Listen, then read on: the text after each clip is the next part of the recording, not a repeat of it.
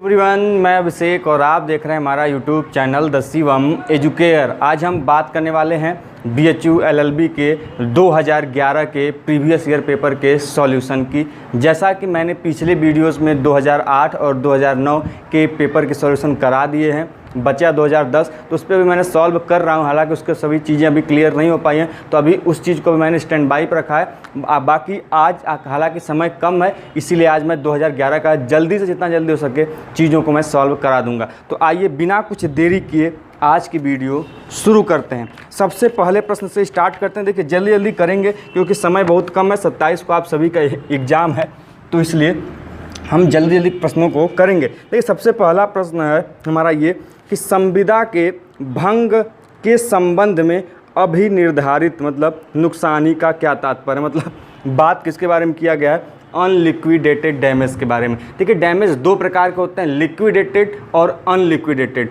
Liquidated में क्या होता है कि जो डैमेज का जो मुआवजा होता है वह प्री डिटरमाइंड होता है, लेकिन अनलिक्विडेटेड में यह जो डैमेज का मुआवजा होता है इसमें डिटरमाइंड नहीं होता। इसे डिटरमाइंड कौन करता है? कोर्ट करता है। तो यदि हम आप ऑप्शन देखेंगे इसका क्वेश्चन नंबर 1 का, तो ऑप्शन नंबर 3 सही होगा क्या कि ऐसा नुकसान जिसका निर्धारण न्यायालय द्वारा किया जाएगा क्योंकि ये पूर्व निर्धारित नहीं होते हैं, क्या कहलाएंगे? अपनिर्धारित नुकसान या फिर अनलिक्विडेटेड डैमेज कहलाएंगे। तो ऑप्शन नंबर 3 सही लगा लीजिए सही प्रभाव से। तुरंत क्वेश्चन नंबर दूसरे की तरफ बढ़ते हैं। वह क्या है कि हमला और उपताप क्या है? देखिए हमला और उपताप टार्ट और क्राइम मतलब ऑफेंस, क्रिमिनल ऑफेंस दोनों के अंतर्गत दोस्त है, मतलब कि wrong under both. Option number 4 सही लगाइएगा। असॉल्ट और न्यूसेंस क्या है? यह टार्ट के अंदर भी एक ऑफेंस है और ये क्रिमिनल ऑफेंस के अंदर भी एक ऑफेंस है। तो ऑप्शन नंबर 4 सही लगाइएगा, एकदम सही है। क्वेश्चन नंबर तीसरे की तरफ बढ़ते हैं। क्वेश्चन नंबर तीसरा हमारा कहता है क्या कि एक पुरुष जार कर्म करता है यदि वह मैथुन करता है। बात की गई किसकी? एडल्ट्री की। किसकी बात की गई? एडल्ट्री की। तो एडल्ट्री किसके साथ हो सकता है? एडल्ट्री केवल और केवल विवाहित महिलाओं के साथ होता है। याद रखिएगा, यदि आपको नहीं समझ में आ रहा है एडल्ट्री क्या होता है तो मेरे पिछले इस वीडियो में जाइए, एडल्ट्री रेप के बारे में डिफरेंसेस बताए गए। एडल्ट्री क्या होती है, रेप क्या होती है, नहीं देखे तो वहां जाइए, वहां चीज़ों को क्लियर कर लीजिए। तो इसका जो सही उत्तर होगा क्वेश्चन नंबर 3 का दूसरा होगा कि एडल्ट्री हो सकता है किसके साथ? विवाहित महिला या फिर मैरिड वुमेन के साथ। तो ऑप्शन नंबर इसका क्या सही हो जाएगा? ऑप्शन नंबर 2 सही टिक कर लीजिएगा। अगला हमारा क्वेश्चन क्वेश्चन नंबर 4 क्या कहता है कि एक पुरुष अपनी तलाकशुदा पत्नी के भरण पोषण हेतु कब तक बाध्य है? तो देखिए बाध्य तभी तक होगा जब तक उस पत्नी की क्या न हो जाए, दोबारा शादी न हो जाए, उसका पुनर्विवाह न हो जाए, तब तक उसका पति उसके भरण पोषण हेतु क्या है? बाध्य है। तो इस प्रकार इसका जो ऑप्शन नंबर सही होगा वह क्या होगा? 4 से होगा। जल्दी स्टिक लगाते जाइए, क्वेश्चन को करते जाइए, कोई भी ऐसा प्रश्न नहीं होगा जो कि छूटेगा। अगला हमारा प्रश्न है कि भारत का महान्यायवादी पद धारण करता है। सबसे पहली बात, भारत का जो महान्यायवादी होता है उसकी नियुक्ति कौन करेगा? राष्ट्रपति करेगा, और राष्ट्रपति के प्रसाद पर्यंत ही उसकी नियुक्ति होती है, पहली चीज़। दूसरी चीज़, भारत में महान्यायवादी जो होता है सबसे बड़ा विधिक अधिकारी होता है। तीसरी चीज़, हमारे संविधान के अनुच्छेद 76 में महान्यायवादी की चर्चा की गई है। तो इसके हिसाब से कि भारत का महान्यायवादी पद धारण करता है तो ऑप्शन नंबर 3 से होगा राष्ट्रपति के प्रसाद पर्यंत या फिर during the pleasure of president. Option number 3 सही लगा लीजिए क्वेश्चन को नंबर 5 का। अगला हमारा क्वेश्चन है क्वेश्चन नंबर 6। क्या कहता है क्वेश्चन नंबर 6? यह कहता है कि उच्चतम न्यायालय के न्यायाधीशों की संख्या का निर्धारण कौन करता है? मतलब जो सुप्रीम कोर्ट होता है उसमें जो जज होंगे उनकी संख्या कितनी होगी? 31, 32, 33, 34, 35, 10, 1, 2, 3 जितने भी संख्या, उनका जो निर्धारण करेगा वह कौन करेगा? संसद करेगा या फिर पार्लियामेंट करेगा? कि कहाँ पर? सुप्रीम कोर्ट के अंदर जजों की संख्या का। तो ऑप्शन नंबर इसका जो सही होगा वो ऑप्शन नंबर क्या सही होगा? Option number 3। क्वेश्चन नंबर 6 का ऑप्शन नंबर 3 सही लगा लीजिए। अगला प्रश्न जो हमारा है 7वां, वह क्या कहता है कि भारतीय परिसंघीय प्रणाली प्रतिरूप है किस देश के परिसंघीय प्रणाली से? मतलब जो भारत का फेडरल सिस्टम है, जो संघीय व्यवस्था है, वह किस देश से समानता खाती है? या फिर कहने का तात्पर्य यह है कि भारत में संघीय व्यवस्था किस देश से लिया गया है? तो भारत में जो संघीय व्यवस्था है वह किस देश से लिया गया है? कनाडा से लिया गया है। आप सभी जानते होंगे, यदि भारत के स्रोत में पढ़ोगे संविधान के स्रोत तो उसमें इसकी चर्चा की गई, तो उसका ऑप्शन नंबर जो 2 है वह सही होगा।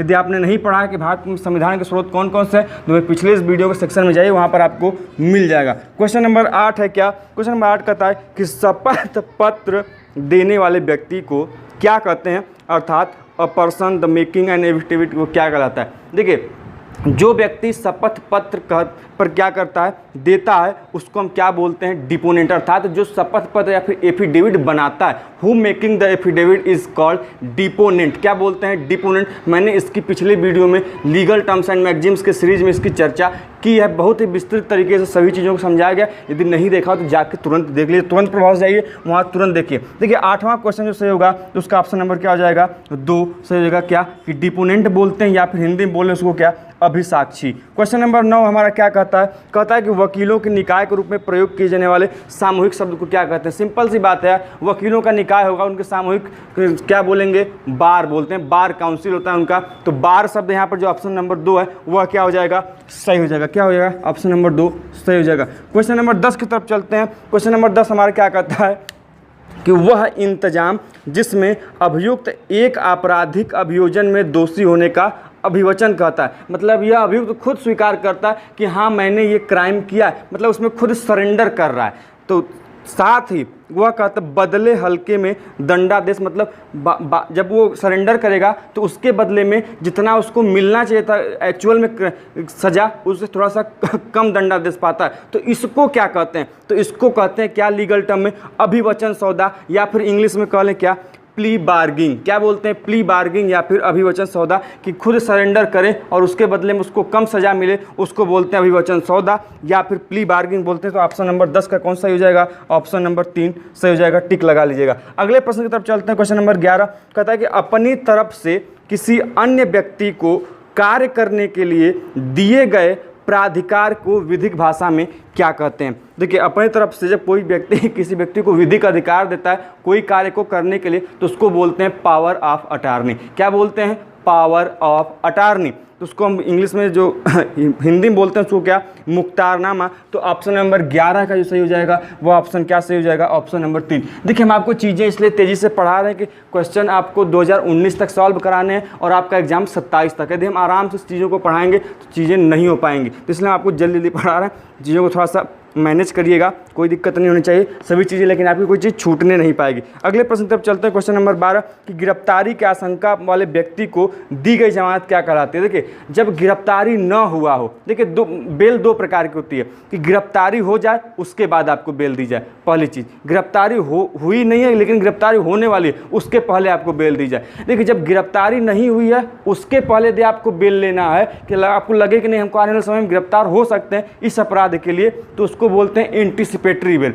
और जब गिरफ्तारी के बाद आप लेते हैं रिहाई तो उसको बोलते हैं बेल। और जब आपको सज़ा मिल जाए किसी ऑफेंस के लिए तब आप कुछ समय के लिए बेल लेना चाहें तो उसको कुछ निश्चित समय के लिए उसको बोलते हैं पैरोल। तो इन चीज़ों को आपको डिफाइन किए वीडियो में, नहीं देखो तो भाई जाओ जल्दी तुरंत देख लो वहाँ पर। तो इसका जो सही उत्तर होगा, इसमें क्या पूछा है कि गिरफ्तारी से पहले वाले बेल, तो मैंने बताया ना कि एंटीसिपेटरी बेल बोलेंगे या फिर हिंदी में बोलते हैं उसको क्या, अग्रिम जमानत। तो उसका ऑप्शन नंबर जो सही होगा वह क्या होगा, 12 का 4। क्वेश्चन नंबर 13 की तरफ चलते हैं। क्वेश्चन नंबर 13 कहता है क्या कि शक्ति या विश्वसनीयता का इस प्रकार अनुचित प्रयोग जो कि एक व्यक्ति को स्वतंत्र इच्छा से वंचित कर दे उसको विधिक भाषा में क्या बोलते हैं, बहुत सिंपल है, उसको विधिक भाषा में बोलते हैं क्या, असम्यक असर या फिर अनड्यू इन्फ्लुएंस। क्या बोलते हैं, असम्यक असर या फिर अनड्यू इन्फ्लुएंस। क्वेश्चन नंबर 14 का 1 टिक लगा लीजिए, क्वेश्चन नंबर 13 का 1 टिक लगा लीजिए। क्वेश्चन नंबर 14 की तरफ चलते हैं।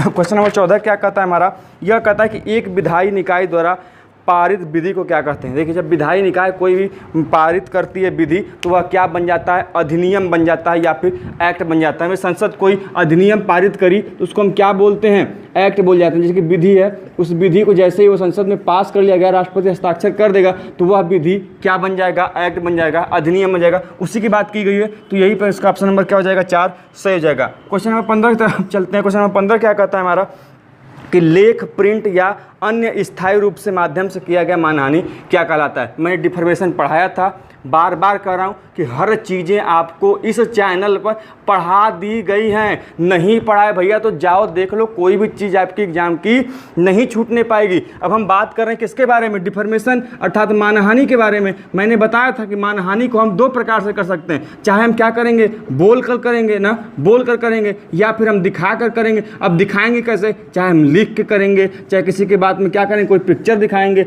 या फिर क्या करेंगे किसी के बारे में social media, Facebook, WhatsApp, Instagram कहीं पर क्या करेंगे, पोस्ट करेंगे। लेकिन जब बोल कर करेंगे, क्या करेंगे, बोल कर, कब, बोल कर, तो उसको हम क्या बोलते हैं, स्लैंडर बोलते हैं। ध्यान दीजिएगा, क्या बोलते हैं, स्लैंडर। यदि हम दिखा कर बोलें, जैसे किसी चीज़ को by picture, by image, by written, in form में करें, तो इसको हम क्या बोलते हैं, लाइबल बोलते हैं। क्या बोलते हैं, लाइबल। तो पूछा क्या हमसे कि लेख, प्रिंट, तो उसको हम क्या बोलेंगे, लेख प्रिंट के माध्यम से हम किसी का अपमान करें, किसी की मानहानि पहुंचाए, तो हम उसको क्या बोलेंगे, लाइबल बोलेंगे। तो ऑप्शन नंबर क्या सही हो जाएगा, ऑप्शन नंबर 4। ऐसा कोई नहीं पढ़ाएगा, ध्यान दीजिएगा। तो ऑप्शन नंबर 4 15 का सही हो जाएगा। यदि बोल कर करता तो क्या बोलते, स्लैंडर बोलते। वैसे मानहानि को क्या बोलते हैं, डिफॉर्मेशन बोलते हैं। कितने प्रकार, 2 प्रकार, बोल कर, स्लैंडर, और दिखा कर, लाइबल। अगला प्रश्न की तरफ चलते हैं, क्वेश्चन नंबर 16 की तरफ। क्वेश्चन नंबर 16 क्या कहता है कि एक व्यक्ति दूसरे को किए गए वाले भुगतान को प्रत्याभूत करता है, कहलाता है। मतलब कहने का मतलब ये है, देखिए ए है,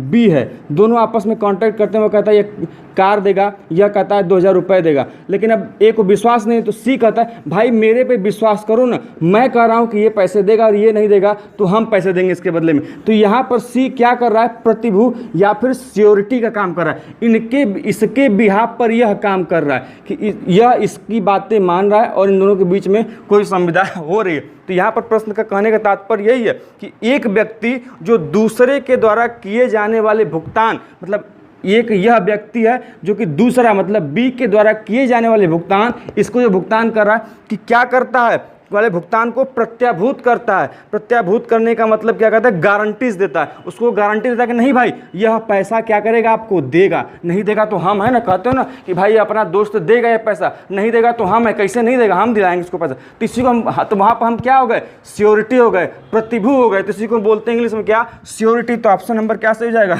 दूसरा। टिक लगा लीजिएगा।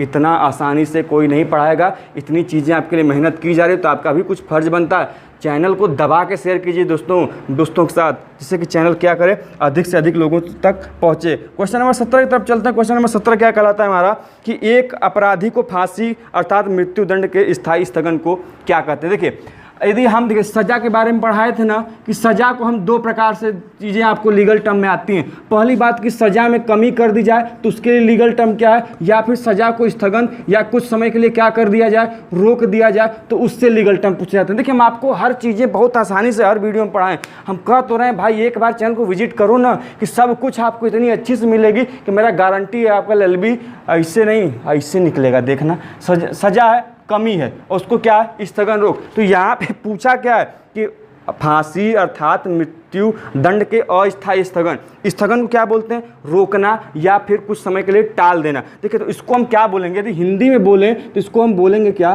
प्राविलंबन।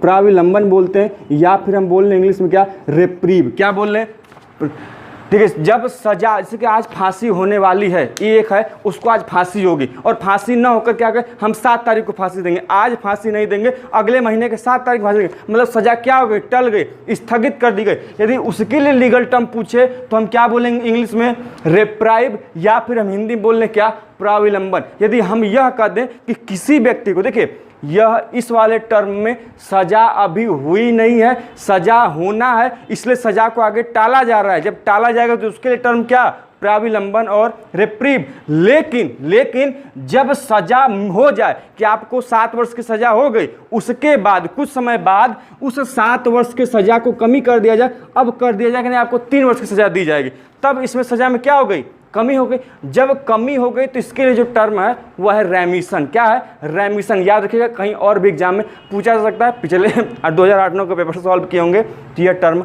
आया भी था। तो हमने क्या किया, जो क्वेश्चन नंबर 17 है उसका कौन सा ऑप्शन सही हो जाएगा, ऑप्शन नंबर 1 सही हो जाएगा, प्राविलंबन या फिर रेप्रीव होगा। अगर प्रश्न की तरफ चलते हैं, क्वेश्चन नंबर 18 की तरफ। चीज़ें समझ में आ रही होंगी, तो समझ में आ रही हो तो लाइक मार दो, साथ ही क्या करना है, क्या करना है, दोस्तों के साथ शेयर करना है। क्वेश्चन नंबर 19 पर बढ़ते हैं। क्वेश्चन नंबर 19 कहता है क्या हमारा कि एक न्यायालय द्वारा दिया गया भत्ता का आदेश जो विवाह का एक पक्षकार दूसरे पक्षकार को जब तक कि वे अलग रहते हैं भरण पोषण हेतु सहारे हेतु देता है, वह क्या करता है। भाई सिंपल सी बात है, एलिमनी बोलते हैं, निर्वाह भत्ता बोलते हैं, उसको क्या बोलते हैं, निर्वाह व्यय। मतलब एक जो शादीशुदा व्यक्ति हैं उनके बीच में तलाक हो जाए और तलाक के बीच में जब तक वो क्या हो जाए, दूसरे पक्षकार की शादी न हो जाए या दूसरे पक्षकार के जीवन यापन हेतु एक पक्षकार दूसरे पक्षकार को क्या देता है, भत्ता देता है, उसको हम क्या बोलते हैं, एलिमनी बोलते हैं, या फिर हिंदी में बोल लें तो निर्वाह व्यय बोलते हैं। तो ऑप्शन नंबर 2 टिक लगा लीजिए। क्वेश्चन नंबर 19 का ऑप्शन नंबर 2 टिक लगा लीजिए। 18वां छूट गया था, 18वां जल्दी से कर लेते हैं। 18वां कहता है कि उस लिखित को जिसके अंतर्गत सरकार के विभिन्न अंगों को शक्तियां प्रदान की गई हैं। भाई तो सरकार के विभिन्न ऑर्गन कौन कौन से, कार्यपालिका, विधायिका और न्यायपालिका, यह कहाँ पर हैं, संविधान में तो हैं, और संविधान ही तो इन्हें को शक्ति देती है कि कार्यपालिका को ये शक्ति है, विधायिका ये है, कानून बना सकती है, उसका पालन कौन करवाएगा, कार्यपालिका करवाएगी। तो ये सभी शक्तियाँ कहाँ पर हैं, संविधान में हैं, कॉन्स्टिट्यूशन में हमारे। तो इसका आंसर क्या सही होगा, सिंपल सी बात है, क्या होगा, संविधान या फिर कॉन्स्टिट्यूशन। तो लगाइए, तुरंत प्रभाव से टिक लगाइए। क्या लगाएंगे, ऑप्शन नंबर 3। अब आज का लास्ट प्रश्न 20वां क्या है, 20वां क्या कहता है, कहता ये है कि अवयस्क के द्वारा किया गया संविदा क्या है, मतलब कॉन्ट्रैक्ट में पूछा है कि यदि कोई माइनर अवयस्क कॉन्ट्रैक्ट करता है तो वह क्या है, वैलिड होगा, इनवैलिड होगा, वायड होगा या फिर कुछ नहीं होगा। देखिए जब भी कोई माइनर अवयस्क क्या करता है, कॉन्ट्रैक्ट करता है, संविदा करता है, तो वह क्या हो जाता है, वायड हो जाता है, शून्य हो जाता है। तो ऑप्शन नंबर 1 तुरंत लगाइए टिक कि वह यदि कोई माइनर, यह एक बार नहीं, प्रश्न कम से कम 10 साल के इतिहास में 4 बार पूछा है प्रश्न। क्या कि एक माइनर जब कॉन्ट्रैक्ट करता है तो वह क्या होता है, वायर्ड, शून्य होता है, शून्य होता है, शून्य होता है। लिख लीजिए, याद कर लीजिए, माइंड में रट लीजिए, यह क्वेश्चन आएगा तो भूलना नहीं, सीधे टिक मारना है बिना सोचे। यदि माइनर आया, कॉन्ट्रैक्ट की बात की गई तो वह क्या होगा, उसके द्वारा किया गया कॉन्ट्रैक्ट शून्य होगा, वायर्ड होगा। तो ऑप्शन नंबर 1 इसका टिक लगा लीजिए। शुरू करते हैं, 20 तक हो गए थे हम लोगों के प्रश्न। अगला हमारा प्रश्न है कि विधिक रूप से बाध्यकारी विधि द्वारा प्रवर्तनीय करार क्या कहलाता है, मतलब a legally binding agreement enforceable by law is called. देखिए कोई भी एग्रीमेंट जिसे हम लीगली इन्फोर्स कर सकें उसको हम क्या बोलते हैं, कॉन्ट्रैक्ट बोलते हैं या फिर हिंदी में संविदा बोलते हैं। तो इसका जो सही उत्तर होगा 21 का ऑप्शन नंबर 2 टिक लगा लीजिएगा। क्वेश्चन नंबर 22 जो कहता है, 22 कह रहा है कि जैसा कि भारत के संविधान में दिया है कि भारत में किन न्यायालयों को रीट जारी करने की शक्ति है, तो भारत में रीट जारी करने या रीट इशू करने की शक्ति या तो सुप्रीम कोर्ट के पास या फिर उच्च न्यायालय अर्थात हाई कोर्ट के पास है। तो इसके हिसाब से ऑप्शन नंबर 4 से होगा, उच्चतम न्यायालय एवं उच्च न्यायालय दोनों। तो 22 का ऑप्शन नंबर 4 टिक लगा लीजिए। क्वेश्चन नंबर 23 कहता है हमारा क्या कि a person against whom any court proceeding is brought to trial is called, मतलब कि एक व्यक्ति जिसके विरुद्ध किसी न्यायालय में विचार हेतु कार्यवाही की जाती है वह क्या कहलाता है। तो बहुत सिंपल है, उसको हम क्या बोलते हैं, डिफेंडेंट या फिर बोलते हैं प्रतिवादी। क्या बोलते हैं, डिफेंडेंट या फिर प्रतिवादी। इसका ऑप्शन नंबर टिक लगा लीजिएगा, 23 का ऑप्शन नंबर 2।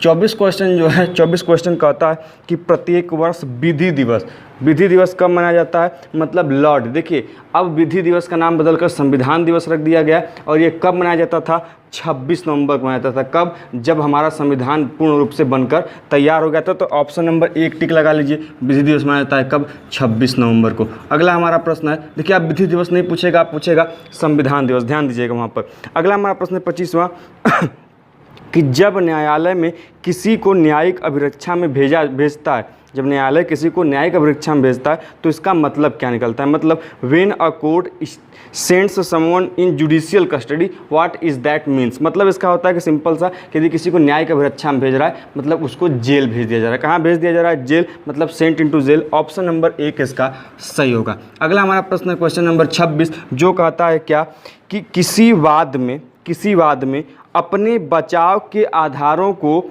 व्यक्त करते हुए प्रतिवादी द्वारा दाखिल अभिवचन हेतु विधिक शब्द क्या है, मतलब a pleading filed by the defendant in suit set stating his ground to of defence is legally term. देखिए इसको हम इंग्लिश में, इसका जो विधिक है लीगल जो टर्म है वह है क्या, लिखित कथन या फिर रिटेन स्टेटमेंट बोलते हैं। इसको क्या बोलते हैं, लिखित कथन या फिर रिटेन स्टेटमेंट बोलते हैं। तो ऑप्शन नंबर 26 का ऑप्शन नंबर 2 टिक लगा लीजिएगा। क्वेश्चन नंबर 27 कहता है हमारा, 27 कहता है कि मूल अधिकारों के प्रवर्तन हेतु न्यायालय का समादेश क्या कहलाता है। मतलब the command of a court for enforcement of fundamental rights is called. देखिए फंडामेंटल राइट्स के इन्फोर्समेंट के लिए या समावेश के लिए वह क्या इशू करेगा। सिंपल सी बात है, मूल अधिकारों का हनन होगा तो न्यायालय क्या जारी करते हैं, रीट जारी करते हैं। तो उसी को क्या बोलेंगे हम, रीट बोलेंगे। तो ऑप्शन नंबर जो 27 का सही होगा वह क्या होगा, 2 सही होगा। क्वेश्चन नंबर जो 28 कहता है,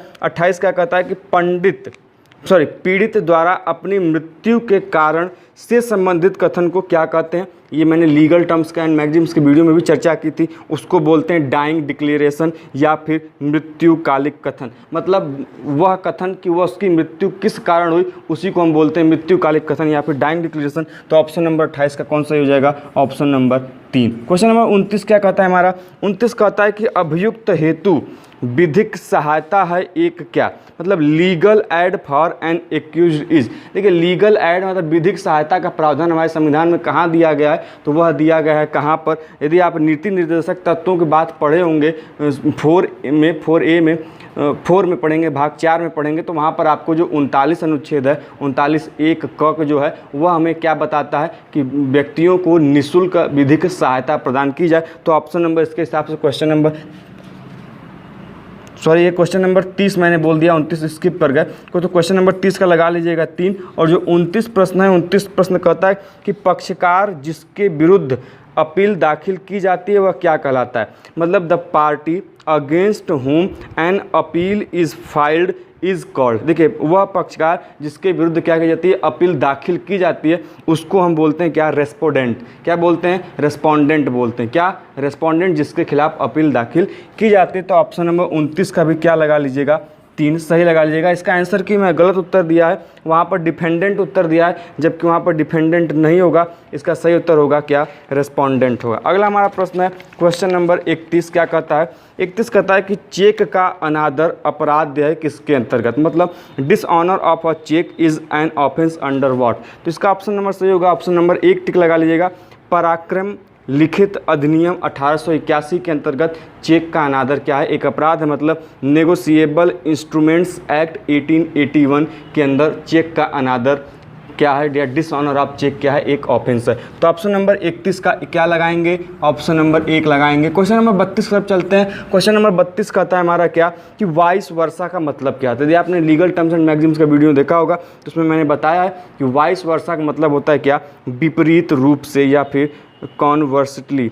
तो इसका ऑप्शन नंबर जो 2 है वह सही होगा कि वाइस वर्सा का मतलब क्या होता है, वाइस वर्सा का मतलब होता है विपरीत रूप में। तो ऑप्शन नंबर 32 का 2 सही लगा लीजिएगा। क्वेश्चन नंबर 33 क्या कहता है, क्वेश्चन नंबर 33 कहता है कि पुस्तक की एक दुकान में प्रत्येक पुस्तक के मूल्य को सूचीबद्ध करते हुए तथा उस स्थान को विनिर्दिष्ट करते हुए जहां वह विशेष पुस्तक उपलब्ध है लगी हुई सूची है वह क्या दर्शाती है। मतलब आप दुकान में गए, किसी वस्तु की वैल्यू को, उसके कहाँ पर वस्तु रखी है, साथ में उस वस्तु की कितनी वैल्यू है, एक क्या किया गया है, चिपका दिया गया है चार्ट के माध्यम से। तो वह क्या दर्शाता है, वही पूछा गया। तो कि यह दर्शाता है एक इन्विटेशन, वो भी किसके लिए, ऑफर के लिए। मतलब कि प्रस्ताव के लिए आमंत्रण को दर्शाता है। मतलब आप प्रस्ताव करें या क्या करें, एक प्रॉमिस करें, उसके लिए क्या है, एक इन्विटेशन है। तो इसका ऑप्शन नंबर जो सही होगा 33 का वह क्या होगा, 1 सही होगा। क्वेश्चन नंबर 34 तरफ चलते हैं। क्वेश्चन नंबर 34 का होता है हमारा क्या कि निम्नलिखित में से किसको भारतीय संविधान की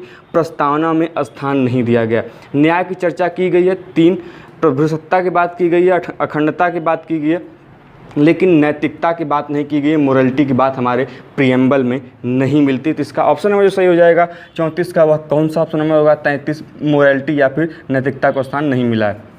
क्वेश्चन नंबर 35 क्या कहता है? 35 कहता है कि भारत में अधिवक्ताओं के 2 वर्ग हैं, मतलब there are 2 classes of advocates in India. कौन कौन से? तो वह कौन कौन से हैं? एडवोकेट हैं और सीनियर एडवोकेट हैं। 2 वर्ग मिलते हैं, अधिवक्ता वर्ग और ज्येष्ठ अधिवक्ता वर्ग। उसका ऑप्शन नंबर जो सही होगा 35 का, वह क्या होगा? Option number A. Question number जो 36 कहता है, 36 कह रहा है कि असद्भावपूर्वक शब्द का अर्थ क्या होता है, मतलब द वर्ड मेलाफाइड मतलब क्या होता है। देखिए, और यदि बोल रहे हैं जितने लीगल टर्म्स है सभी की चर्चा मैंने पिछले वीडियोस में जितने भी लीगल टर्म्स हैं उसमें की है। कोई भी लीगल टर्म्स यदि आपने देखा होगा तो आपका छूटेगा नहीं, ये मेरी गारंटी हो। जाइए, यदि नहीं देखा है अभी तक तो जाइए विजिट करिए चैनल को, चैनल पर लीगल टर्म्स के वीडियोस को देखिए, वहाँ पर आसानी से आप सभी चीज़ों को पा जाएंगे और मेरा गारंटी है कोई भी आपका लीगल से चीज़ें संबंधित नहीं गलत होंगी। तो असद्भावपूर्वक या मेलाफाइड का मतलब होता है बैड फेथ या फिर दुर्भाव। देखिए, 2 तरह की चीज़ें होती हैं, ध्यान रखिएगा, हम बोनाफाइड और दूसरा होता है मेलाफाइड। क्या? बोनाफाइड और दूसरा क्या होता है?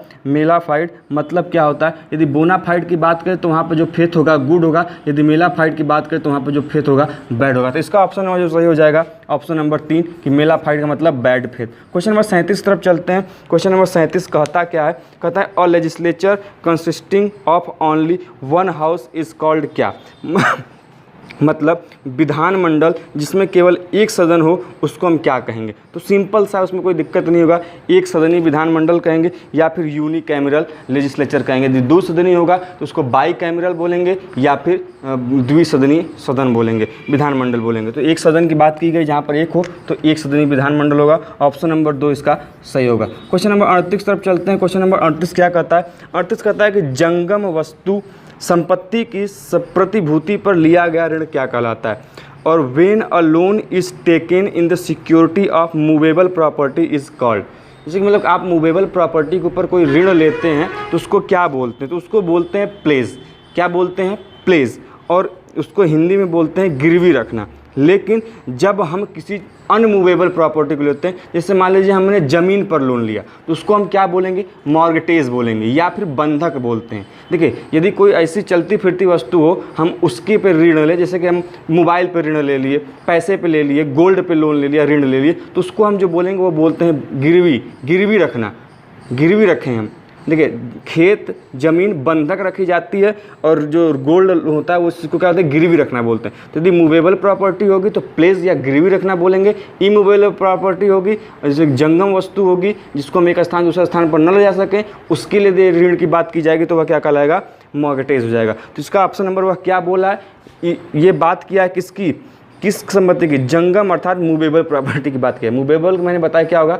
प्लेस होगा या फिर गिरवी रखना होगा। 38 का ऑप्शन नंबर 2 सही होगा। क्वेश्चन नंबर 39 तरफ चलते हैं। क्वेश्चन नंबर 39 क्या कहता है कि what is the legal meaning of word battery? Battery का मतलब पूछा है कि बैटरी का मतलब क्या होता है? तो बैटरी का मतलब होता है किसी व्यक्ति को वास्तविक या आशायित आघात, वास्तविक या आशायित आघात मतलब एक्चुअल और intended striking of another person is called what? Is called battery. Question number 39 का 3 मैं बार बार कर रहा हूँ, सभी चीज़ों को ध्यान दीजिए कि यदि आप पेपर सॉल्व कर रहे हैं, आपने अभी तक मेरे चैनल को विजिट नहीं किया और आपकी चीज़ें तैयार नहीं हैं, तो आप ज़रूर जाइए एक बार चैनल के माध्यम से सभी लीगल की चीज़ों को देखिए। यदि तैयार भी है तो अपने आप को परखिए कि आपकी कितनी चीज़ें अभी तक तैयार हैं, क्योंकि अब समय आ गया है अपने आप को परखने का कि कितनी चीज़ें आप सही कर पा रहे हैं। वीडियो को शुरू करिए और पॉज करके सोचिए कि आप उत्तर दे पा रहे हैं कि नहीं दे पा रहे। तो इससे आपका क्या होगा? जो परफॉर्मेंस में है क्या सुधार आएगा और आपको कॉन्फिडेंस ग्रो अप होगा। तो चीज़ों को समझिए, जानिए और चैनल को विजिट करिए। अभी तक हमने कहाँ तक बात की? 39 की बात की। 40वां प्रश्न है, सॉरी मैंने ये जो प्रश्न बताया ये बैटरी वाला वो 40वां प्रश्न था। वो 40वां का तीसरा सही मैंने बताया कि किसी व्यक्ति को वास्तविक या आशायित आघात को क्या बोलते हैं? बैटरी बोलते हैं। अब हम बात कर रहे थे 39 स्किप हो गया था, तो 39 की बात कर लेते हैं। तो 39 बात किसकी करता है? 39 बात कर रहा है किसका? कि सूचना का अधिकार क्या है? देखिए, सूचना का अधिकार है क्या? एक कानूनी अधिकार है। क्या है सूचना का अधिकार? सूचना का अधिकार एक कानूनी अधिकार है। तो इसका जो है ऑप्शन नंबर 1 क्या हो जाएगा? सही हो जाएगा। क्या हो जाएगा? ऑप्शन नंबर 1 सही हो जाएगा। अगला हमारा प्रश्न है क्या? क्वेश्चन नंबर 41 की तरफ बढ़ते हैं। क्वेश्चन नंबर 41 देखिए बड़ा है, इसको ध्यान समझिएगा। एक क्या है? अवयस्क है, अपने को डकैती के एक मामले से बचाने हेतु बी से 10,000 रुपये उधार लेता है। इस मामले में क्या किया जाएगा? बी प्रतिपूर्ति किए जाने हेतु हकदार है क्योंकि ए द्वारा लिया गया धन उसके जीवन एवं दैहिक स्वतंत्रता की रक्षा के लिए था, या फिर ऑप्शन ए सही होगा कि ए अवश्य के द्वारा किया गया करार प्रारंभ से ही शून्य था, इसीलिए बी प्रतिपूर्ति किए जाने हेतु हकदार नहीं है। ध्यान रखिए 41 का क्वेश्चन नंबर 41 का ऑप्शन नंबर 1 सही होगा। क्यों? क्योंकि जब आप माइनर से क्या करते हैं, एक कॉन्ट्रैक्ट करते हैं, एक संविदा करते हैं, तो उस समय किया गया कोई भी जो करार होता है वह क्या होता है, प्रारंभ से शून्य होता है। तो ऑप्शन नंबर इसमें क्या रखिएगा, ऑप्शन नंबर ए सही होगा। क्या? 41 का ऑप्शन नंबर ए। अब हम बात करें क्वेश्चन नंबर 42 तरफ बढ़ते हैं। क्वेश्चन नंबर 42 क्या कहता है, ध्यान दीजिएगा। क्वेश्चन नंबर 42 कहता है क्या, क्वेश्चन नंबर 42 ये कह रहा है कि ए बी को अपने घर रात्रि भोज पर आमंत्रित करता है। ध्यान सुनिएगा प्रश्न। तथा बी ने आमंत्रण स्वीकार किया परंतु वह रात्रि भोज पर नहीं गया। ए बी के विरुद्ध उपभोग न किए गए भोजन के मूल्य हेतु वाद दाखिल करता है। क्या यह करार विधि द्वारा प्रवर्तित किया जाएगा? नहीं। देखिए उनके बीच में कोई कंसिडरेशन नहीं हुआ। यदि आप मेरे कॉन्ट्रैक्ट के पहले वीडियो को बेसिक वाला पार्ट देखे होंगे तो इस क्वेश्चन को आराम से कर ले जाएंगे। इसमें क्वेश्चन में कोई दम नहीं है। यदि आप सोच रहे हैं क्वेश्चन बहुत दमदार तो नहीं, एकदम सिंपल क्वेश्चन है। यदि आपने कॉन्ट्रैक्ट के मेरे वीडियो को देखा होगा तो आसानी से इस प्रश्न को कर पाएंगे। इसका जो सही उत्तर होगा ऑप्शन 1 होगा कि करार को प्रवर्तित नहीं किया जा सकता क्योंकि यह मात्र एक सामाजिक करार है। इसमें कोई लीगल इन्फोर्समेंट की बात नहीं की गई है, ना ही कोई कंसिडरेशन की बात की गई है, इसलिए इसको हम इन्फोर्स नहीं कर पाएंगे और इन्फोर्स नहीं कर पाएंगे तो यह करार नहीं होगा। तो ऑप्शन नंबर 1 सही लगा लीजिएगा 42 का। और यदि कोई कन्फ्यूजन हो, समझ में नहीं आ रही है चीज़ें, तो कॉन्ट्रैक्ट का वीडियो जाइए, सर्च कीजिए कॉन्ट्रैक्ट एक्ट शिवम एजुकेयर, आपकी वीडियो आपके सामने हो जाएगी, आप उसको आसानी से देख सकते हैं। अगला हमारा प्रश्न क्वेश्चन नंबर 43 कि एक व्यापारी भूल से अपना माल, भूल से, ध्यान रखिएगा, भूल से अपना माल बी के घर पर छोड़ देता है। ठीक, बी उस माल को अपना मानकर उपयोग करता है। अब देखिए बी ने उसके घर में अपना सामान भूल गया, जानबूझकर नहीं छोड़ा, ले नहीं गया था उसके पर्पज के लिए, लो तुम्हारा है, वो अपना सामान था उसका, वो भूल गया और बी ने क्या किया कि उस सामान का उपभोग कर लिया।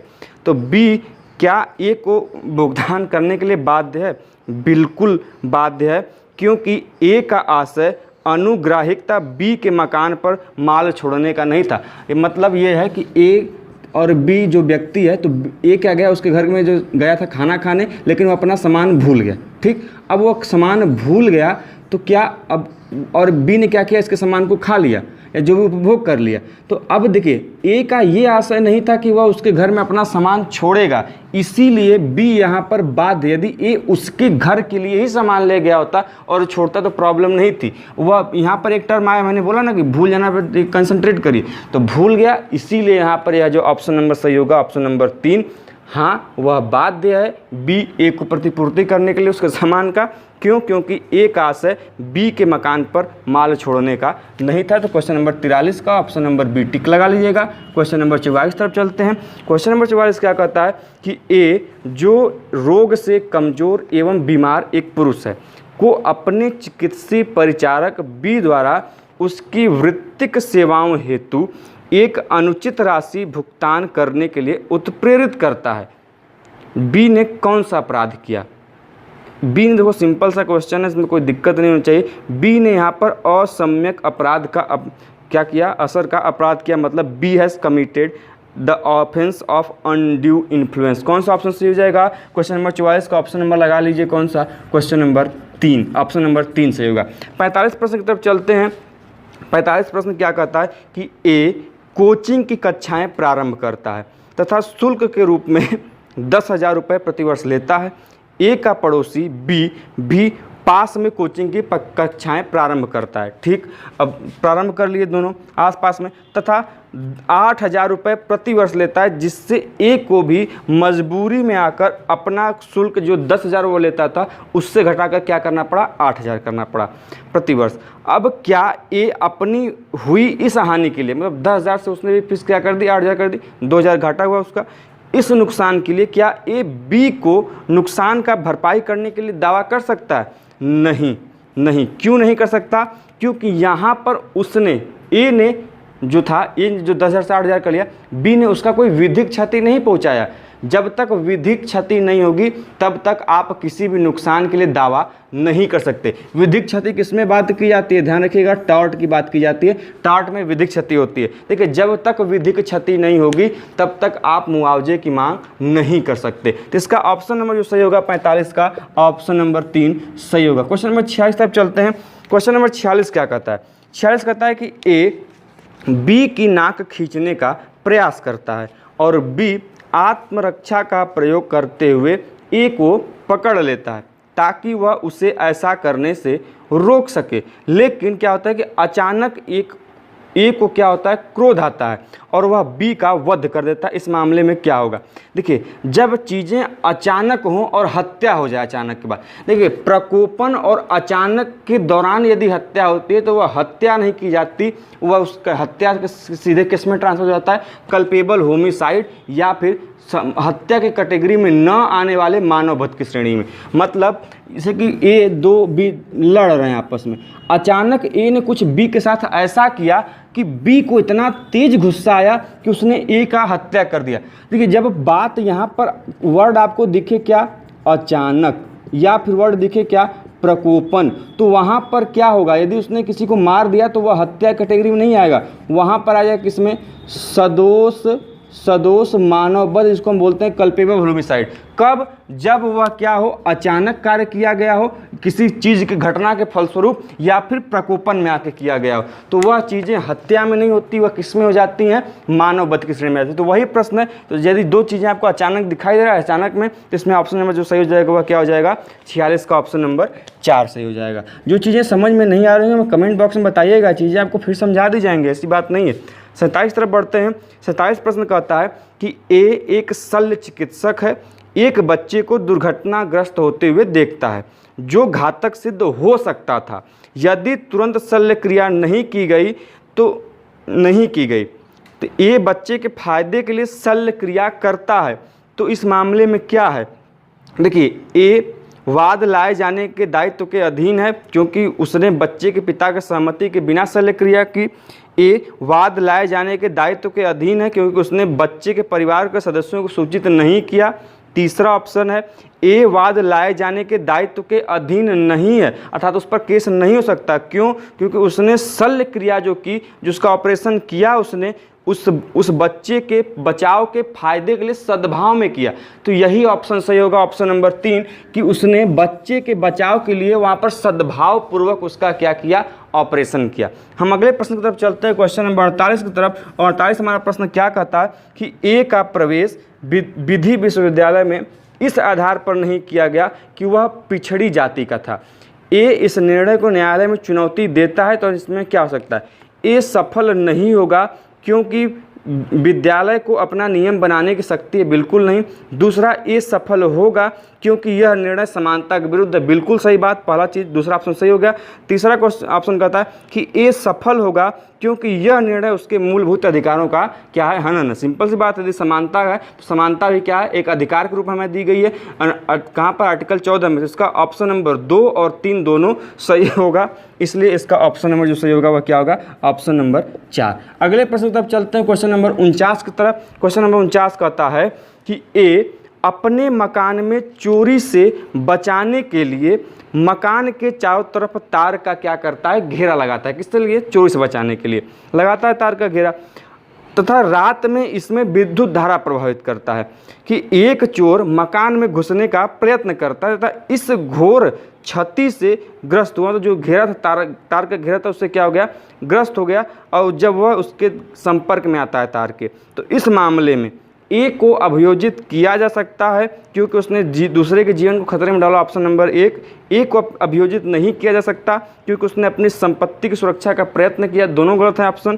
क्वेश्चन नंबर 3, ए अभियोजित किया जा सकता है क्योंकि उसने अपनी आत्मरक्षा के अधिकार को लांघा। वहाँ पर वह व्यक्ति जो था चोरी करने आ रहा था, इससे उसको जान को कोई खतरा नहीं था। आत्मरक्षा का अधिकार में क्या होता है कि जितनी अगले बंदे से आपको अपने क्षति का क्या हो लगे कि हमको क्षति हो सकती है, आपको भी उतने ही उसे क्षति प्रदान करने की बात मिलती है। यदि वो आपके ऊपर गोली चलाने वाला है, आपको कुछ ऐसा करने वाला है कि आपकी मृत्यु हो सकती है, तब आप डिफेंस में उसको मार सकते हैं, लेकिन ऐसे नहीं। तो यहाँ पर जो ऑप्शन नंबर सही होगा ऑप्शन नंबर 3, कि उसने अपने आत्मरक्षा के अधिकार को लांघ दिया, इसलिए ऑप्शन नंबर 3 क्या होगा, ऑप्शन क्वेश्चन का सही होगा। क्वेश्चन नंबर लास्ट आज का चलते हैं क्वेश्चन नंबर 50 की तरफ। क्वेश्चन नंबर 50 क्या कहता है, आज का ये सेशन का लास्ट प्रश्न है, इसके बाद हम लोग अगले वीडियो में पेपर सॉल्व करेंगे। अगला हमारा प्रश्न है कि ए अपने पागलपन में बी के वध का प्रयास करता है, जो किसी तरह से बच जाता है, इस मामले में क्या होगा। ए जिम्मेदार नहीं है। देखिए सिंपल सी बात है, यदि कोई व्यक्ति पागल है और कोई क्राइम कमिट करता है, देखिए दो ही केस में आप बच सकते हैं, या तो आप क्राइम कमिट किए हों और पागल हों, आप क्राइम कमिट किए हों और इंटॉक्सिकेटेड हो, मतलब आप इस स्थिति में शराब पिए हों, कुछ ऐसा चीज़ें पिए हों कि आपका माइंड पर से कंट्रोल हट गया, और वो शराब खुद से नहीं किसी की अनर से बाई फोर्स, मतलब बिना स्वेच्छा के आप पिए हों, किसी के द्वारा जबरी पिलाए गए हों, तब की बात, तब आप बच सकते हैं। या फिर आपकी उम्र 0 से लेकर मतलब कि 14-12 वर्ष के बीच में हो और आप कार्य की प्रकृति को समझने में असक्षम हो, तब आप किसी को क्राइम करते हैं, तब आप आसानी से बच सकते हैं, आपको छूट दी गई है इसमें लॉ के अधीन। तो इसमें जो ऑप्शन सही होगा, बात की गई है पागल व्यक्ति की, तो पागल व्यक्ति कभी भी किसी भी क्राइम के लिए जिम्मेदार नहीं होता। देखते होंगे पिक्चरों में, चीज़ों में पागल घोषित करके उसको क्या कर लिया जाता है, बरी कर लिया जाता है। तो ऑप्शन नंबर इसका 4 जो होगा 50 में सही होगा क्या, कि ए यहाँ पर जिम्मेदार नहीं है, क्योंकि वह क्या था, पागल था। ऑप्शन नंबर 50 का क्या आ जाएगा सही, 4। तो क्वेश्चन नंबर 51 से शुरू करते हैं। तो क्वेश्चन नंबर 51 हमारा क्या कहता है, तो क्वेश्चन नंबर 51 कहता है कि लोकसभा एवं राज्यसभा की संयुक्त बैठक कौन बुलाता है। देखिए लोकसभा एवं राज्यसभा की संयुक्त बैठक कौन बुलाता है, वह राष्ट्रपति बुलाता है। और किस अनुच्छेद के तहत, अनुच्छेद 108 के तहत बुलाता है। कौन बुलाएगा, राष्ट्रपति। तो इसका ऑप्शन नंबर जो सही होगा वह ऑप्शन नंबर टिक लगा लीजिए, तीसरा। क्वेश्चन नंबर जो 52 कहता है, 52 कहता है क्या, कि उच्च न्यायालयों के न्यायाधीशों की सेवानिवृत्ति की आयु, मतलब कि जो हाई कोर्ट के जज होते हैं उनका रिटायरमेंट किस एज में होता है। तो वो रिटायर होता है किस एज में, 62 ईयर्स में। तो इसका ऑप्शन नंबर ए जो है वह सही होगा, टिक लगा लीजिए, ऑप्शन नंबर 1 या ए सही होगा। क्वेश्चन नंबर 53 की तरफ चलते हैं। क्वेश्चन नंबर 53 क्या कहता है, 53 कहता है कि निम्नलिखित में से किस व्यक्ति को वर्ष 2009 का शांति एवं न्याय हेतु महात्मा गांधी अंतर्राष्ट्रीय पुरस्कार दिया गया था। तो 2009 का उस समय दिया गया था अंतर्राष्ट्रीय शांति पुरस्कार। ऑप्शन नंबर 1 में लिखित ऑंग सान सुयू काई को 2009 का महात्मा गांधी अंतर्राष्ट्रीय शांति पुरस्कार दिया गया था। तो ऑप्शन नंबर 1 उसका सही होगा। क्वेश्चन नंबर 54 की तरफ बढ़ते हैं। क्वेश्चन नंबर 54 कहता है हमारा कि ईके बामा जापान का एक प्रकार का है। देखिए ईके बामा जो जापान का एक प्रकार का है, वह क्या है, वह पुष्प सज्जा है, या फिर उसको हम बोले फ्लावर अरेंजमेंट है। ईके बामा कहाँ का, जापान का। तो इसका ऑप्शन नंबर जो सही होगा वह कौन सा होगा, ऑप्शन नंबर 3। क्वेश्चन नंबर 55 की तरफ चलते हैं। क्वेश्चन नंबर 55 क्या कहता है, 55 कहता है कि अंडमान निकोबार की सर्किट बेंच निम्नलिखित में से किस उच्च न्यायालय के अंतर्गत आती है। जैसा कि सभी जानते हैं कि जो संघ के उच्च न्यायालय हैं वह किसी न किसी राज्य से क्या है, संबंधित हैं। तो उसी में बात किया किसकी, अंडमान निकोबार की। तो अंडमान निकोबार द्वीप समूह का जो हाई कोर्ट जो एग्जिस्ट करता है वो किसके अंतर्गत, कलकत्ता उच्च न्यायालय, किसके, कलकत्ता उच्च न्यायालय के। तो इसका ऑप्शन नंबर जो सही होगा वह कौन सा होगा, ऑप्शन नंबर 3। जैसा कि आप सभी जानते हैं कि किसी भी उच्च न्यायालय के लिए 2 या 2 से अधिक राज्यों या फिर संघ शासित प्रदेशों के लिए एक ही उच्च न्यायालय हो सकता है। ऑप्शन नंबर जो 56 है वह क्या कहता है कि निम्नलिखित में से कौन सा भारतीय था जिसने ओलंपिक गोल्ड, पहला भारतीय था जिसने ओलंपिक गोल्ड मेडल जीता था। तो केडी यादव थे। कौन थे, केडी यादव, जिन्होंने पहला गोल्ड ओलंपिक जीता था। वह कौन थे, ओलंपिक मेडल जीतने वाले प्रथम भारतीय। देखिए उसमें गोल्ड मेडल की बात नहीं कही है, उसमें क्या कहा है कि प्रथम भारतीय जिसने ओलंपिक में मेडल जीता था वह थे केडी यादव। ऑप्शन नंबर 4 टिक लगा लीजिए। क्वेश्चन नंबर 57 की तरफ चलते हैं। क्वेश्चन नंबर 57 कहता है हमारा क्या, कि विश्व पर्यावरण दिवस कब मनाया जाता है। तो सभी जानते हैं विश्व पर्यावरण दिवस 5 जून को मनाया जाता है। तो इसका ऑप्शन नंबर 2 टिक लगा लीजिए। क्वेश्चन नंबर 58 की तरफ बढ़ते हैं।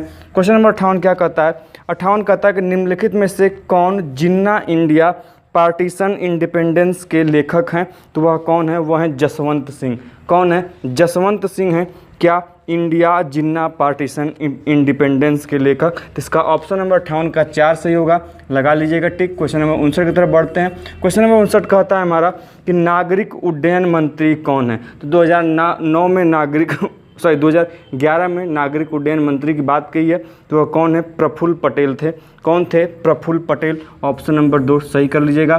क्वेश्चन नंबर 60 की तरफ चलते हैं। क्वेश्चन नंबर 60 कहता है हमारा कि लोकसभा में विपक्ष का नेता कौन है। तो उस समय 2011 में लोकसभा में विपक्ष का नेता कौन था, लाल कृष्ण आडवाणी। कौन थे, लाल कृष्ण आडवाणी। या फिर हम कब की बात कही जा रही है, यह कही जा रही है 2011 की। तो इसमें ऑप्शन नंबर जो सही होगा वह लगा लीजिएगा क्या, ऑप्शन नंबर 2। हम क्वेश्चन नंबर 61 की तरफ चलते हैं। क्वेश्चन नंबर 61 हमारा कहता है कि दिल्ली में कॉमनवेल्थ खेलों में किस देश ने महिलाओं के डबल्स बैडमिंटन में स्वर्ण पदक जीता था।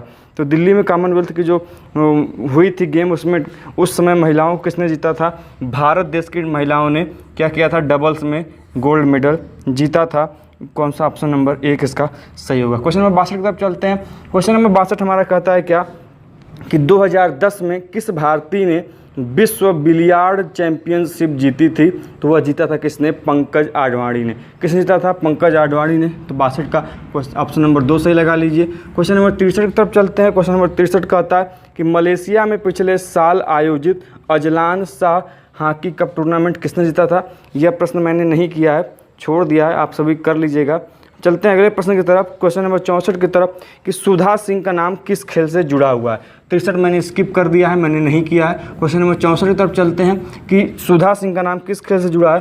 तो यह ऑप्शन नंबर 1 एथलेटिक्स से जुड़ी हैं। कौन, सुधा सिंह। क्वेश्चन नंबर 65 कहता है हमारा कि चीन में 2010 में आयोजित पिछले एशियाड में भारतीय हॉकी टीम का कप्तान कौन था। तो 2010 में कौन था कप्तान एशियाड में, तो वह थे राजपाल सिंह। कौन थे, राजपाल सिंह। तो ऑप्शन नंबर 3 सही कर लीजिएगा। अगले प्रश्न की तरफ चलते हैं। क्वेश्चन नंबर 66 की तरफ। 66 से हमारा प्रश्न कहता है कि मुंबई में हाल ही में एक इमारत घोटाला हुआ, एक ऊंची इमारत ही थी, उस इमारत में कितने तल थे। हालांकि इससे पीछे क्वेश्चन इतने इंपॉर्टेंट नहीं है। तो इसमें इमारतों की संख्या कितनी थी तलों की, वह थी 31 सॉरी। अगले प्रश्न की तरफ चलते हैं। Question number 67। देखिए ये सभी प्रश्न उस समय करंट अफेयर्स के प्रश्न हैं, तो वर्तमान में इनका कोई महत्व नहीं है, इन प्रश्नों को नहीं भी ध्यान देंगे तो चलेगा। यूपीए सरकार की द्वितीय पाली में निम्नलिखित में से कौन विधि मंत्री नियुक्त किया गया। तो वह उसमें कौन किए गए थे। देखिए द्वितीय पाली में बात करें, सेकेंड फेज की बात करें, तो वह थे बीरप्पा मोइली। कौन थे, बीरप्पा मोइली। 67 का ऑप्शन नंबर 3 सही कर लीजिएगा। इसको याद भी कर सकते हैं, इंपॉर्टेंट प्रश्न है। क्वेश्चन नंबर 68 की बात करते हैं। क्वेश्चन नंबर 68 कहता है कि दिल्ली में 2010 में हुए कॉमनवेल्थ गेम का मेस्कट क्या था। तो 2010 में हुए कॉमनवेल्थ गेम का मेस्कट क्या था, वह था बाघ। क्या था, बाघ था। ध्यान रखिएगा, ऑप्शन नंबर 1 सही हो जाएगा। क्वेश्चन नंबर 69 की तरफ चलते हैं। क्वेश्चन नंबर 69 कहता है कि इम्फाल किसकी राजधानी है। सभी जानते हैं इम्फाल राजधानी है किसकी, मणिपुर की। तो ऑप्शन नंबर 3 पे चलते हैं, इसका ऑप्शन नंबर 3 सही होगा। क्वेश्चन नंबर 70 की तरफ चलते हैं। क्वेश्चन नंबर 70 क्या कहता है कि संयुक्त राष्ट्र सुरक्षा परिषद के स्थायी सदस्यों की संख्या कितनी है। तो स्थायी सदस्यों की संख्या कितनी है, 5 है। और कुल सदस्य कितने हैं, 15, जिनमें से 5 स्थायी और 10 क्या है, अस्थायी। और अस्थायी चुने जाते हैं कितने वर्षों के लिए, 2 वर्षों के लिए। अगले प्रश्न तरफ चलते हैं, क्वेश्चन नंबर 71 की तरफ। क्वेश्चन नंबर 71 हमारा कहता है क्या कि ISO 9002 क्या है। ये मैंने प्रश्न स्किप कर दिया है। उसके बाद अगला हमारा प्रश्न है 71 स्किप, 72, 71 और 72 मैंने प्रश्न नहीं किए हैं, ये सभी आप अपने से कर लीजिएगा। क्वेश्चन नंबर 73 की तरफ चलते हैं। क्वेश्चन नंबर 73 कहता है कि निम्नलिखित में से कौन गज़ल से नहीं जुड़ा है। तो गज़ल से कौन नहीं जुड़े हैं, अमजद अली खान। ये एक वाद्य यंत्र के वादक हैं, तो गज़ल से नहीं जुड़े हैं। बाकी जो तीनों हैं, बेगम अख्तर, मेहदी हसन और जगजीत सिंह, ये गज़ल गायक हैं, लेकिन अमजद अली खान वाद्य यंत्र वादक हैं। तो ऑप्शन नंबर जो 73 का चौथा सही हो जाए। क्वेश्चन नंबर 74 की तरफ चलते हैं। क्वेश्चन नंबर 74 जो कहता है वह क्या कहता है कि विश्व की प्रथम महिला प्रधानमंत्री कहाँ की थी। तो वह थी कहाँ की, ऑप्शन नंबर 1 सही हो जाएगा, श्रीलंका की। कौन थी, सिरिमोरो भंडारनायके। कौन थी, सिरिमोरो भंडारनायके विश्व की प्रथम महिला प्रधानमंत्री थी। अगला हमारा प्रश्न है कि अंतर्राष्ट्रीय महिला दिवस कब मनाया जाता है। क्वेश्चन नंबर 75 बात करें अंतर्राष्ट्रीय महिला दिवस की, तो अंतर्राष्ट्रीय महिला दिवस मनाया जाता है कब, वह मनाया जाता है 8 मार्च को। ऑप्शन नंबर 2 टिक लगा लीजिएगा, सही है। अगले प्रश्न की तरफ तरफ चलते हैं। अगला प्रश्न कहता है कि मेघा पाटकर क्या है। देखिए मेघा पाटकर क्या है, यह नर्मदा बचाओ आंदोलन से संबंधित चीज़ है इनकी। तो ये क्या है, एक पर्यावरणविद है। क्या है, पर्यावरणविद। ये प्रश्न रिपीटेड भी है, पूछा गया दोबारा भी, तो इसे याद कर लीजिएगा। इंपॉर्टेंट क्वेश्चन है कि मेघा पाटकर क्या है, एक पर्यावरणविद है। तो ऑप्शन नंबर 3 सही होगा। क्वेश्चन नंबर 77 की तरफ चलते हैं। वह कहता है कि दादा साहब फाल्के पुरस्कार किस क्षेत्र में दिया जाता है। दादा साहब फाल्के पुरस्कार दिया जाता है सिनेमा में उत्कृष्ट योगदान के लिए। कौन सा, उत्कृष्ट योगदान के सिनेमा में दिया जाता है। तो ऑप्शन नंबर 1 सही। क्वेश्चन नंबर 78 की तरफ चलते हैं। 78 कहता है कि भारत में सबसे ऊंची चोटी क्या है। तो भारत में सबसे ऊंची चोटी में ऑप्शन दिया है माउंट एवरेस्ट, नांगा पर्वत, कंचनजंगा, थोता बिटा। तो ऑप्शन नंबर 3 सही लगाइएगा। कंचनजंगा भारत की ऊंची चोटी है। अगला हमारा प्रश्न है 79 क्या कहता है। 79 कहता है कि शतरंज की बिसात में कितने वर्ग होते हैं कितने, 64 वर्ग होते हैं। तो ऑप्शन नंबर जो इसका सही होगा, ऑप्शन नंबर 2 सही होगा। 80 प्रश्न की तरफ चलते हैं। क्वेश्चन नंबर 80 कहता है कि शहीद दिवस किस दिन मनाया जाता है। शहीद दिवस मनाया जाता है किस दिन, 30 जनवरी को। कितने दिन, 30 जनवरी को शहीद दिवस मनाया जाता है। ऑप्शन नंबर 1 सही कर लीजिएगा। इसके बाद 81 से लेकर आगे रीजनिंग के प्रश्न है। तो रीजनिंग के प्रश्न हम लोग स्किप कर जाएंगे। रीजनिंग के प्रश्नों को नहीं करना है, हमने जैसा बोला था कि रीजनिंग के प्रश्न हम आपको नहीं कराएंगे। रीजनिंग के प्रश्न आप अपने हिसाब से करिएगा। बाकी प्रश्न से शुरू करते हैं। 96 प्रश्न से हम लोग पुनः स्टार्ट करते हैं। कहाँ से, 96 प्रश्न से। तो 96 प्रश्न क्या कहता है कि राष्ट्रपति द्वारा भारतीय नागरिकों के मूल अधिकारों का निलंबन किया जा सकता है कब। देखिए राष्ट्रीय आपातकाल के दौरान, सभी प्रकार के आपातकाल के दौरान, देखिए नहीं, यदि राष्ट्रपति मूल नागरिकों का जो अधिकारों का निलंबन होता है वह केवल और केवल अनुच्छेद 352 के अंतर्गत जब राष्ट्रीय आपातकाल लगाई जाती है तभी आपके मूल अधिकारों का निलंबन किया जा सकता है। तो इसका ऑप्शन नंबर जो 96 का सही होगा वो ऑप्शन नंबर 1 सही होगा।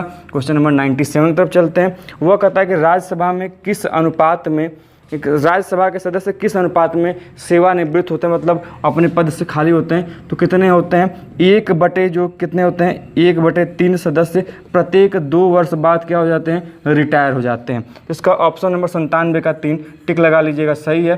क्वेश्चन नंबर 98 की तरफ चलते हैं। 98 कहता है कि भारत संयुक्त राष्ट्र का सदस्य कब बना। तो भारत संयुक्त राष्ट्र का सदस्य बना था कब, 30 अक्टूबर 1945 को। कभी कभी क्या पूछ देता है, ये ईयर ही पूछ देता है, लेकिन यहाँ पर डेट भी दी गई है। तो याद रखिएगा, इंपॉर्टेंट क्वेश्चन है।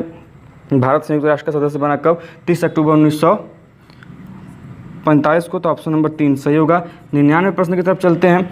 99 प्रश्न हमारा कहता है क्या, यह कह रहा है कि भारत की स्वतंत्रता के समय ब्रिटिश प्रधानमंत्री कौन थे। तो भारत की स्वतंत्रता के समय ब्रिटिश प्रधानमंत्री थे कौन, क्लीमेंट एटली। कौन थे, क्लेमेंट एटली थे। तो ऑप्शन नंबर 2 क्या हो जाएगा, इसका सही हो जाएगा। और क्वेश्चन नंबर जो 100 है आज का आखिरी प्रश्न, वह क्या कर रहा है, वह यह कर रहा है कि भारत के संविधान के ऊपर पहली किताब किसने लिखी थी। तो भारत के संविधान के ऊपर पहली किताब लिखी थी किसने, दुर्गा दास बसु ने, जो उसकी ऑप्शन नंबर 2 है। दुर्गा दास बसु ने भारत के संविधान के ऊपर पहली किताब लिखी थी। 115 नंबर क्वेश्चन से। तो 115 नंबर क्वेश्चन हमारा कहता है कि मुस्लिम विवाह एक क्या है। देखिए मुस्लिम विवाह एक क्या है, सिविल कॉन्ट्रैक्ट है। क्या है, मुस्लिम विवाह एक सिविल कॉन्ट्रैक्ट है। इसके लिए ऑप्शन नंबर 2 इसका सही होगा। 116 क्वेश्चन तरफ चलते हैं। 116 क्वेश्चन कहता है कि एक बार प्रोन्नत किए जाने के बाद भारत का मुख्य न्यायाधीश सेवा करता है जब तक कि वह उम्र प्राप्त न करे। देखिए कोई भी व्यक्ति जब भारत का न्यायाधीश, मुख्य न्यायाधीश या सर्वोच्च न्यायालय का न्यायाधीश बनता है तो वह मैक्सिमम कितने साल तक सेवा कर सकता है अपना, किस उम्र तक, 65 वर्ष की आयु तक। इसका और जो ऑप्शन नंबर सही होगा वह कौन सही होगा, ऑप्शन नंबर 4। अगले तरफ चलते हैं, अगले प्रश्न की तरफ। अगला हमारा प्रश्न कहता है क्या कि श्रीमती प्रतिभा पाटिल है भारत की कौन सी राष्ट्रपति। तो श्रीमती प्रतिभा देवी सिंह पाटिल थी कौन सी, भारत की 12वीं राष्ट्रपति थी। कौन सी, 12वीं राष्ट्रपति। तो ऑप्शन नंबर 4 सही है। उसके बाद प्रणब मुखर्जी 13वें थे। उसके बाद वर्तमान में रामनाथ कोविंद जी हैं कौन से, 14वें राष्ट्रपति। अगला हमारा प्रश्न है 118 क्या कहता है। 118 कहता है कि क्या एक युगल जिसने एक पुत्र का दत्तक ग्रहण किया है विधितः दूसरे पुत्र का दत्तक ग्रहण कर सकता है।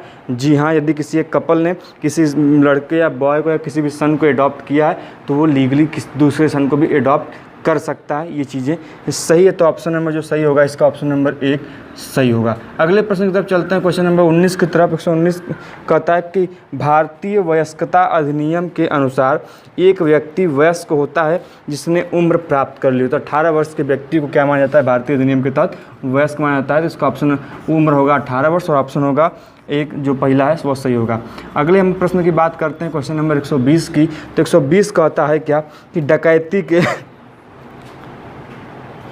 एक व्यक्ति जिसके लिए संरक्षक नियुक्त किया गया है वयस्कता प्राप्त कर रहा है। देखिए सिंपली यदि वयस्कता की बात करें तब 18 वर्ष, लेकिन जब उसके लिए क्या कर दिया जाए, नियुक्त संरक्षक नियुक्त कर दिया जाए तो उसकी वर्ष 18 वर्ष की उम्र पर वयस्कता नहीं होती, उसकी वहाँ पर उम्र क्या हो जाएगी, वयस्कता के लिए 21 हो जाएगी। तो इसलिए जो उसका ऑप्शन जो होगा ऑप्शन नंबर 2 सही होगा। क्वेश्चन नंबर 21 की तरफ चलते हैं। 121 की तरफ वह कहता है कि डकैती के लिए न्यूनतम आवश्यक हैं कितने व्यक्ति। तो डकैती के लिए 5 व्यक्ति न्यूनतम आवश्यक हैं, तभी क्या होगा, लूट डकैती में परिवर्तित हो सकती है, डकैती का कार्य किया जा सकता है। तो ऑप्शन नंबर 4 सही कर लीजिएगा।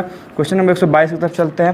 क्वेश्चन नंबर 122 कहता है हमारा क्या कि 122 कहता है कि एक लड़का एवं लड़की विवाह हेतु न्यूनतम आयु क्या है। तो एक लड़का एवं लड़की की विवाह हेतु न्यूनतम आयु क्या है कि लड़के की न्यूनतम आयु, बॉय की न्यूनतम आयु कितनी, 21 वर्ष होनी चाहिए। गर्ल की न्यूनतम आयु कितनी होनी चाहिए, 18 वर्ष। तो इस प्रकार इसका ऑप्शन नंबर जो सही होगा 2 सही होगा। क्वेश्चन नंबर 123 की तरफ चलते हैं। 123 प्रश्न हमारा कहता है कि विधि के अंतर्गत एक मनुष्य को कितने वर्ष तक नहीं देखे जाने पर नहीं सुना जाता उसके बारे में तो उसे मृत मान लिया जाएगा। तो कोई ऐसा व्यक्ति जिसके बारे में 7 वर्ष से कोई अता पता न हो तो उस व्यक्ति को मृत मान लिया जाता है कानून के अनुसार, विधि के अनुसार। तो इसका ऑप्शन नंबर 2 सही होगा। क्वेश्चन नंबर 124 की तरफ चलते हैं। 124 कहता है कि निम्नलिखित में से कौन व्यक्ति योजना आयोग का अध्यक्ष होता है। योजना आयोग मतलब प्लानिंग कमीशन। अब देखिए वर्तमान में ये क्या हो गया है, नीति आयोग के रूप में परिवर्तित हो गया है 2015 से। तो योजना आयोग के भी अध्यक्ष थे प्रधानमंत्री, अब जो बदल के नीति आयोग हो गया है इसके भी अध्यक्ष कौन है, प्रधानमंत्री। तो इसका ऑप्शन नंबर जो सही होगा ऑप्शन नंबर 2 सही होगा। क्वेश्चन नंबर 125 की तरफ चलते हैं कि क्या कहता है कि बंदी की पूर्व निर्मुक्ति कहलाती, मतलब the early release of prisoner is called what. देखिए बंदी की पूर्व क्या कहलाती है, बंदी की बात की मतलब उसको सज़ा मिल चुकी होगी, जब सज़ा मिल चुकी है उसके बाद जो उसकी रिलीज़ की जाती है उसको हम क्या बोलते हैं, उसको हम बोलते हैं पैरोल। क्या बोलते हैं, पैरोल। इसका ऑप्शन नंबर जो सही होगा 2 सही होगा। क्वेश्चन नंबर 126 की तरफ चलते हैं। 126 प्रश्न हमारा क्या कहता है, 126 प्रश्न कहता है कि प्रथम गोलमेज सम्मेलन किस वर्ष हुआ था। तो प्रथम गोलमेज सम्मेलन हुआ था किस वर्ष, 1930 में। अगले प्रश्न तरफ चलते हैं 127 की तरफ। 127 कहता है कि निम्नलिखित में से किसको ऑस्कर पुरस्कार से सम्मानित किया गया है। भारतीयों के नाम दिए गए हैं, तो उसमें से AR रहमान जो कि संगीतज्ञ हैं, सिंगर हैं, उनको क्या किया गया था, ऑस्कर से सम्मानित किया गया था। तो इसका जो ऑप्शन नंबर सही होगा 127 का 3 टिक लगा लीजिएगा। क्वेश्चन नंबर 128 तरफ चलते हैं। 128 कहता है कि सापेक्षता का सिद्धांत किसने प्रतिपादित किया, theory of relativity. Theory of relativity को स्थापित किया था किसने, आइंस्टाइन ने। किसने किया था, आइंस्टाइन। तो क्वेश्चन नंबर 128 का ऑप्शन नंबर 1 सही होगा। क्वेश्चन नंबर 129 तरफ चलते हैं।